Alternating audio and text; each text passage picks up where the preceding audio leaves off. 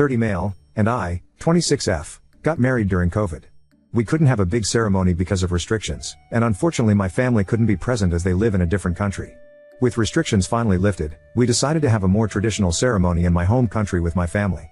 My husband's family came, his parents, some friends, cousins and his sister, 32F, we'll call her Sarah, and her husband, 28 meters, we'll call him Matt.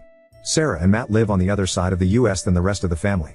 They had their wedding a couple of months back in their home state, and ever since then when we have a conversation, even without our wedding coming up, Sarah would say that she and Matt are planning to get pregnant on the trip for my husband and I's wedding. No big deal, I just made sure to tell her that she needs to ovulate for that to happen, but other than that I could not care less. What started to get annoying, is when we were talking about all the activities/excursions people wanted to do so could go ahead and book it, Sarah would always say make sure there's enough time for Matt and I at the hotel so we can get busy making our baby. Again, kind of gross, a little annoying, but whatever, they are grown-ups. About a week before we all leave to go to my home country, Sarah and Matt arrive in our home state to spend time with family as they rarely see them. My husband and I, his parents, and my husband's brother and sister-in-law are sitting chatting, when Sarah blurts out she is pregnant. We all get really excited, congratulate them and saying how happy we are. We start asking some questions, and Sarah says she is 2 weeks pregnant. Everyone kind of loses a little bit of excitement and say wow, that's really early. We suggest to wait before telling other people, just as a lot can happen. People usually don't even know they are pregnant until at least 6 weeks, and even then they are encouraged to wait until after the first trimester to tell people. My Bill and Sil were very happy and excited for them, but cautioned them even more as they have experienced multiple miscarriages before having their first child. Matt replied by saying they are only telling the people closest to them, e.g. his parents, her parents and her siblings, no one else since it is so early. Well, the next day, Sarah had called her great uncle and his wife over for drinks and decided to tell them too, called her one aunt and uncle and told them. And by the end of the day basically the entire extended family knew, as well as some of her mom's friends which stopped by the house and Sarah told. With each person Sarah told Matt got more agitated, as they had agreed to only tell a select few people. Matt finally gave up and asked her why she doesn't just post it on Facebook as it will be quicker, to which she replied, she wants to, but she think it will be frowned upon. My husband came to me and said it feels like she is trying to draw the attention away from us and our wedding, as she is known to do anything and everything to have the spotlight on her. I said to not worry about it, as when we are in my home country, she isn't going to know many people so she won't say anything. He agreed, but went to his parents and told them what he was feeling, and asked if they could politely suggest that she keep it to herself when we left for the trip. They agreed that it was valid for him to feel that way, as they know she hates it if the focus is not on her. Anyway, we leave for the wedding and I see my mom for the second time in 5 years. Obviously it was a very emotional reunion, but we wiped off our tears quickly and sat down for a meal with my husband's family. After I introduced her to everyone, the waiter take our order and the first thing Sarah says to my mom is, your daughter probably already told you, but I won't be drinking this trip. My mom says that it's no problem, you don't have to drink to have fun, and that Sarah will still have fun, even if she chooses not to drink. Sarah interrupts my mom to tell her it's not by choice that she is not drinking, but that she is pregnant. Keep in mind this is 10 minutes after she met my mom. My mom says congratulations and keeps on with another conversation. Sarah interrupts my mom again and tells her how she is 2 weeks pregnant and just so excited. My mom, who is in medicine, then tells Sarah the same thing we did, that she should probably wait until she is in her second trimester to tell people, and Sarah completely ignores her. The same thing happens with my aunt, cousins, uncles, sister and grandparents, all of whom she had never met before. My husband yet again speaks to his parents and asks them to please tell her to keep it private because it feels as though she is purposefully trying to take the attention away from our wedding. They say they will talk to her. Matt actually comes up to us and apologizes, by saying he agrees that it has gotten out of hand and that the number of people that know is way more than the number they agreed upon. Fast forward, we are sitting eating while we wait for one of our excursions. A family that I lived with for 3 when I first moved to my husband's country flew out for the wedding and met up with us for lunch. They have never met my Sil. The wife and I are talking about the wedding and all the arrangements, while my Sil sits across from us and listens to the conversation. My husband orders some shots for everyone at the table, when his mom says she doesn't want one so he tells the server -1. My Sil hears him ordering the shots and goes off yelling across the table. I can't drink alcohol. You know I can't drink a shot. Why would you order me one? Everyone kind of stops and looks at her for a second, before my husband says it's not a problem as Matt said he wants to. Everyone and continues their conversation including the wife and I. My Sil interrupts me and continues to make a big fuss over how my husband ordered her alcohol when he knows she's not drinking. The wife then says it's okay because Matt said he'll drink it so it's not going to waste. My Sil then says again how annoying it is that my husband ordered her a shot and I say to not worry about because I'll just drink it if Matt doesn't want it. She keeps doing this till I finally tell the wife, she's not drinking because she is pregnant. The wife says congratulations and asks how far she is and then also tells her to be careful of telling too many people. This situation happens about 3 more times in the week leading up to the wedding. Now this is why I might be the The last time it happened she was telling my HS friends at the wedding how sick she has been, but no one asked why she was sick, they were just empathetic and saying they hope she feels better. They came over to me to talk to me and she followed again complaining about how sick she has been and kind of pushing them to ask why she has been feeling so sick, when I finally said, Sarah, are you fucking kidding me? No one gives a shit that you are pregnant, they don't even know you. Sarah ran off crying and my Mill heard me say that and told my Phil, who screamed at my husband saying how we hurt Sarah's feelings and how she is just excited. My husband doesn't think I did anything wrong, and my HS friends think I was fine too, because they know the backstory. My mom and some of my husband's family think I was the asshole. So Ida for telling my Sil that no one cares that she is pregnant. Oop, she said she knows when she got pregnant, it was their anniversary from when they started dating, and then she took a pregnancy test and it came back positive 2 weeks after their anniversary. She could also apparently feel when the implant of the egg happened. Update 1. My husband and I finally had our honeymoon and we were on Recep during our holiday because we were out of the country.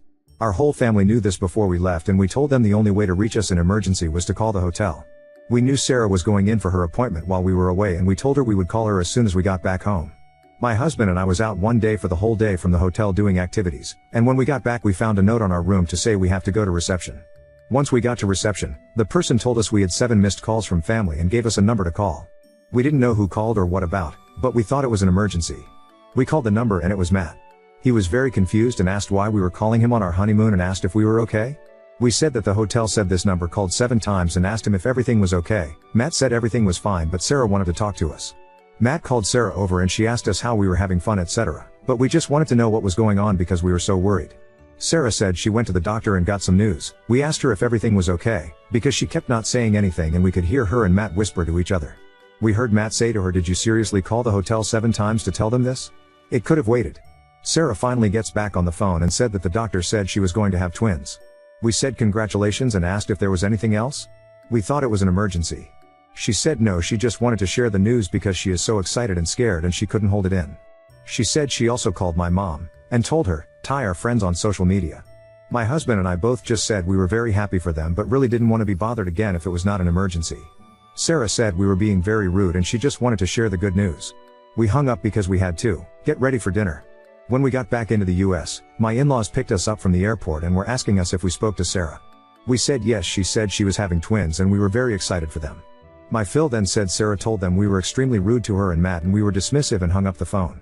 We told them what really happened and they said that is not what Sarah has told the whole family. We are now back in our house and haven't spoken to Sarah or Matt, but Matt texted us both, but the text only came through later where he said he was so sorry that they bothered us on our vacation and he felt horrible. We just texted back and said all good, and that we were very excited for both of them. All I can say about this whole situation is that I am very happy that we live on the other side of the country from Sarah. Oop, I spoke to my Mill today and like everyone said, Sarah didn't calculate her time right. She is actually about 8 to 9 weeks pregnant according to my Mill. Sarah is also having twins that were 2 eggs and 2 sperms, not sure the medical name, and each has their own sac. Oop, I think Matt went with yes. When we got back to the US she sent us a picture of the ultrasound. I'm not a doctor or in the medical field at all but it looked like 2 babies to me. Update 2. Hi everyone, sorry for the long wait on the update, I've been really busy with my work. Sarah is still pregnant, due at the end of August, with 2 babies, 1 boy and 1 girl.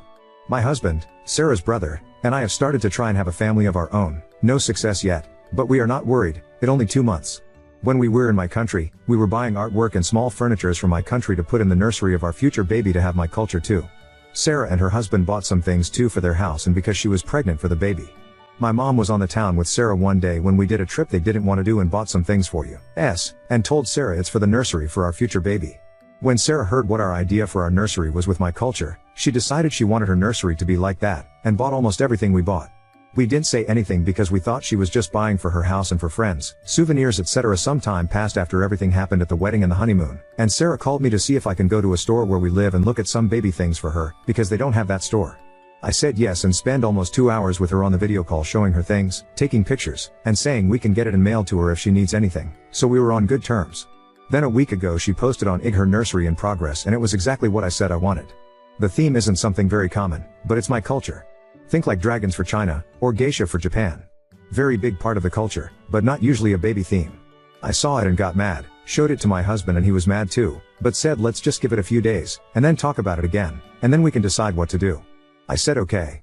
Sarah calls us a couple of days later to tell us the name she decided for her babies, and the boy name is very sweet, a mixture of a family name on Matt and Sarah's family. The girl name is where the problem is. Her first name is very pretty, we love it, but her middle name is my husband's name that we said we wanted to use if we had a son. It's not a girl/boy name like Taylor, it's a boy name like Jonathan, not the Rael name. My husband said that's his name and she knew we wanted to use it. She said it's also their uncle's name, and that's who it's after. My husband kept saying but it's his first name, and it's boy's name and we are still going to use the name if we have a son.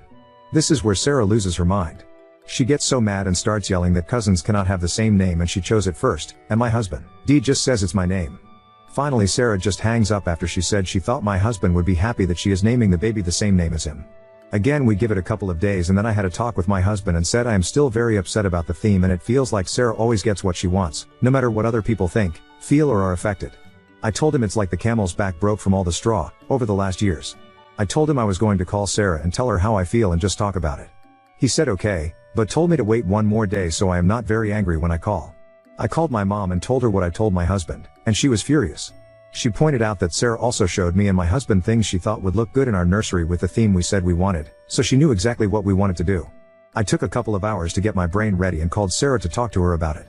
When I was talking to Sarah, I made sure to tell her that the nursery wasn't the main issue, that it was just the last thing I could take. I told her it feels like everything is always about her, and how she wants it and screw everybody else.